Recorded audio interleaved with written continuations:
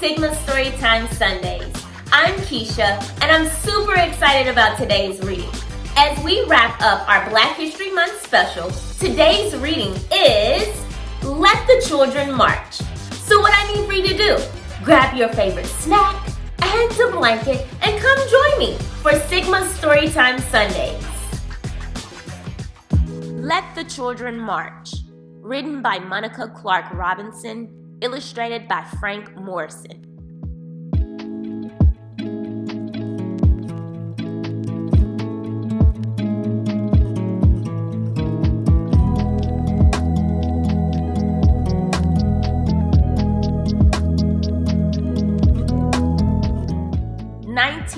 '63, Birmingham, Alabama. I couldn't play on the same playground as the white kids. I couldn't go to their schools. I couldn't drink from their water fountains. There were so many things I couldn't do. One warm spring night, my family went to church. We weren't there to have regular services. We were there to hear Dr. King speak. We were there to plan.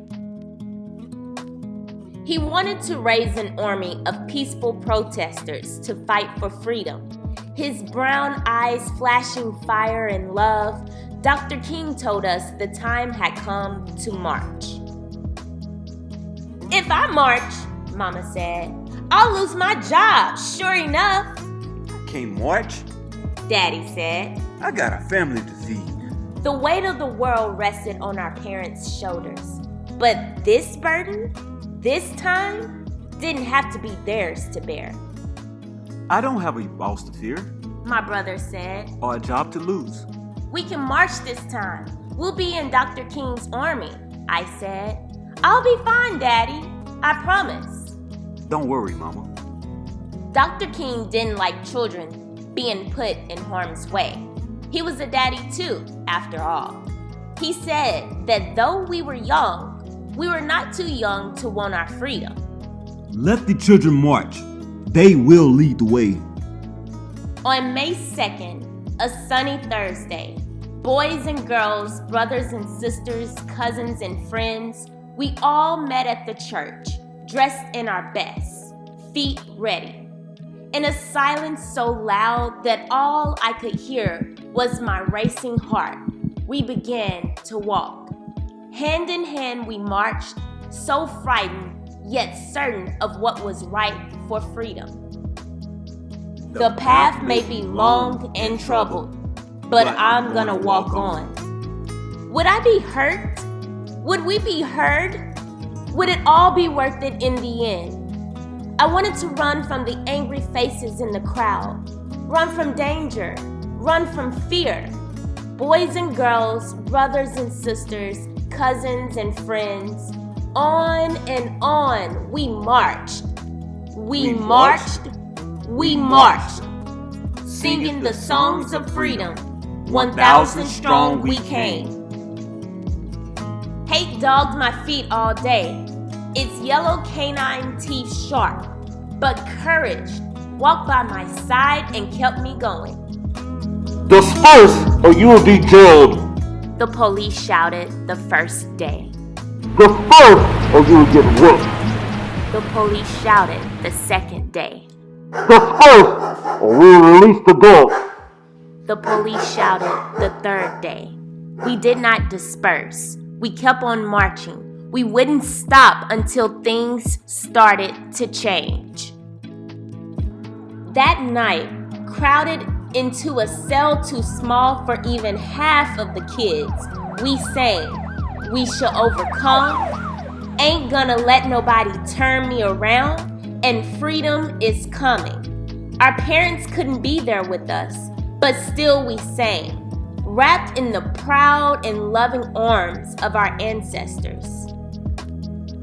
I was still in jail, but we heard that the next day and the next, more kids marched. The water hose that they used to sting us couldn't stop our fierce tide. The path may be long and troubled, but I'm gonna walk on.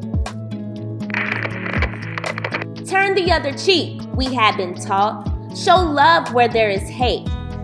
The world watched as hate bruised us. But for 7 days, we walked only in love. The jail swelled to bursting, and even President Kennedy took notice. Daddy said the president received letters and calls about us from all over the world.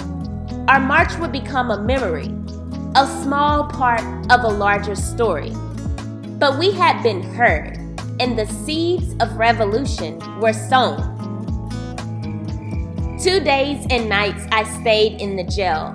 Some stayed even longer. When I left, I was tired and sore, and my best dress was ripped. But my smile was as wide as the Mississippi River. I had made a difference. "I'm so proud of you, baby girl," Mama said. "Your march was what made them see." With nothing more than our feet, voices, and courage, we had done what others could not. Change was right around the corner.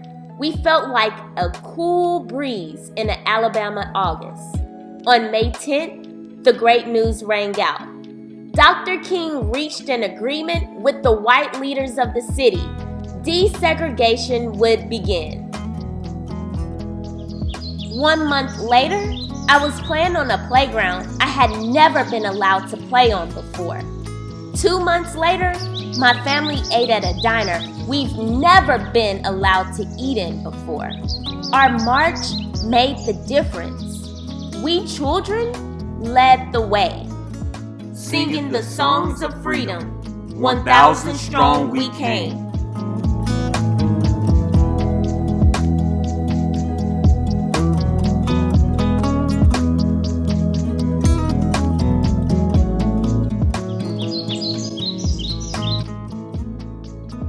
I hope that you enjoyed today's reading.